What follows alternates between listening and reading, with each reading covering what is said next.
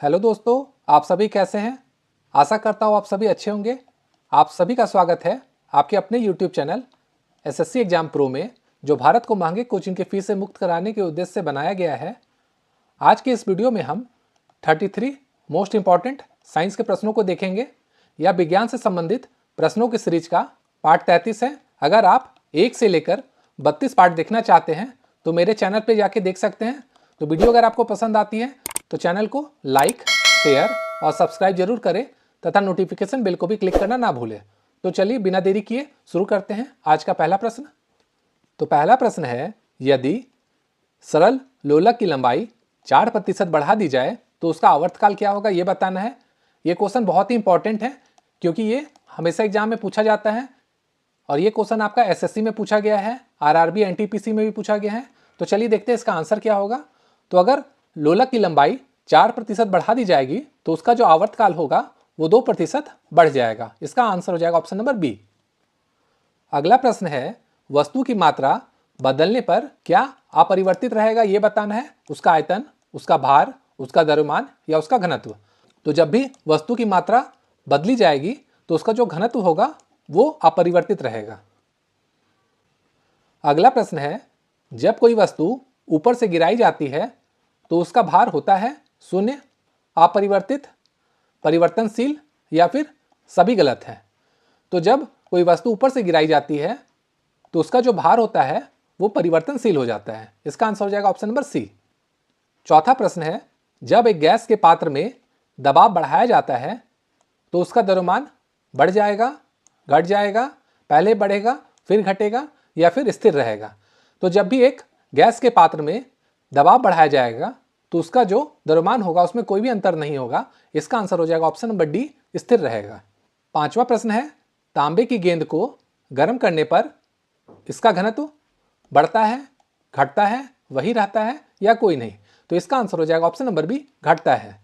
छठा प्रश्न है, ऊंचाई बढ़ने से वायुमंडलीय दाब पर क्या प्रभाव पड़ता है, स्थिर रहता है, घटता है, बढ़ता है या कोई नहीं। तो अगर आपने मेरा पहला वीडियो देखा होगा पहले का तो आपको पता होगा जब भी ऊंचाई बढ़ेगी तो वायुमंडलीय दाब जो होगा वो घट जाएगा, ऑप्शन नंबर बी। सातवां प्रश्न है, दाब बढ़ने पर बर्फ का गलनांक घटता है, बढ़ता है, अपरिवर्तित रहता है या फिर कोई नहीं।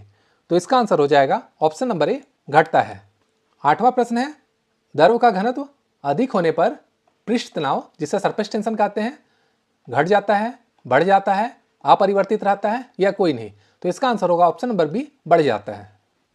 नौवां प्रश्न है, ताप बढ़ने पर द्रव की श्यानता घटती है, बढ़ती है, अपरिवर्तित रहती है या कोई नहीं।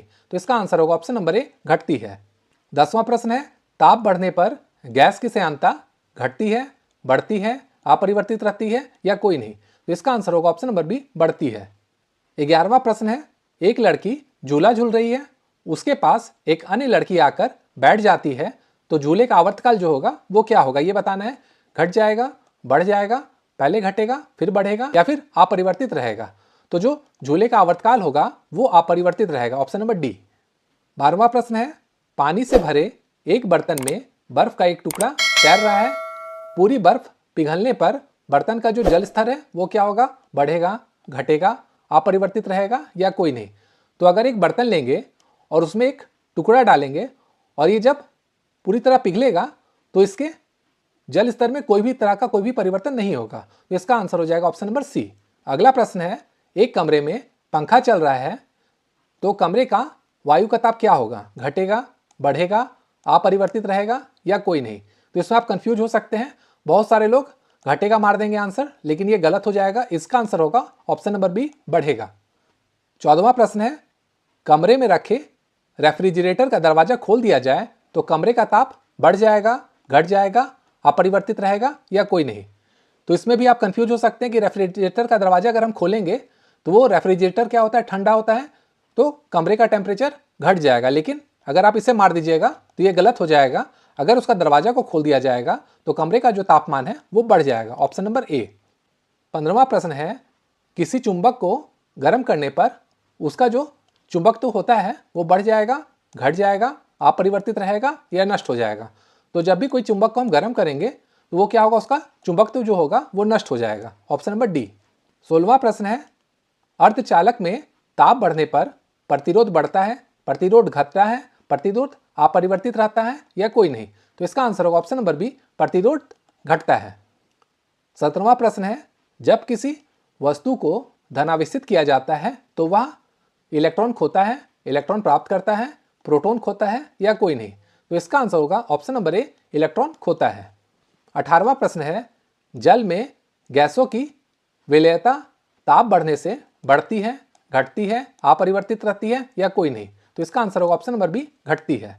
19वां प्रश्न है, पृथ्वी तल से ऊपर या नीचे जाने पर गुरुत्वीय त्वरण का मान घटता जाता है, बढ़ता जाता है, ऊपर जाने पर बढ़ता, नीचे जाने पर घटता है या फिर अपरिवर्तित रहता है। तो इसका आंसर होगा ऑप्शन नंबर ए, घटता जाता है।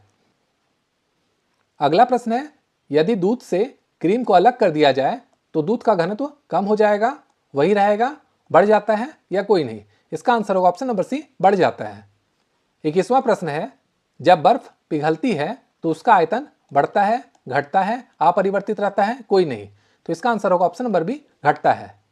22वां प्रश्न है, यदि वस्तु की चाल आधी कर दी जाए तो गतिज ऊर्जा आधी रह जाएगी, 1/4 रह जाएगी, दुगना हो जाएगी या फिर 4 गुना रह जाएगी। तो इसका आंसर होगा ऑप्शन नंबर बी, 1/4 रह जाएगी।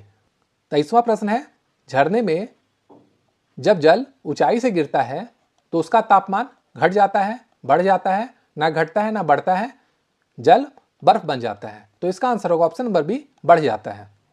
24वां प्रश्न है, किसी पेंडुलम की लंबाई दुगनी कर देने पर उसका आवर्तकाल 4 गुना बढ़ जाएगा, 2 गुना बढ़ जाएगा, वही रहेगा, √2 गुना बढ़ जाएगा।